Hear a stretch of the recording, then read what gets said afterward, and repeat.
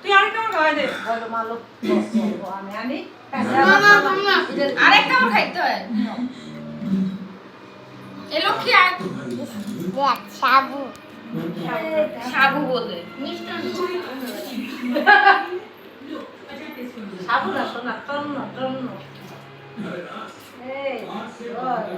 মিষ্টি মানে একটু খাওয়াই দাও অল্প দিছি শান্তা একটু ফ্রেশ করে ভালো না না এটি আমি কি পুরোটা খাইতে পারবো রাতে তো মনে ভাত খেতে পারবো না দেখে আমি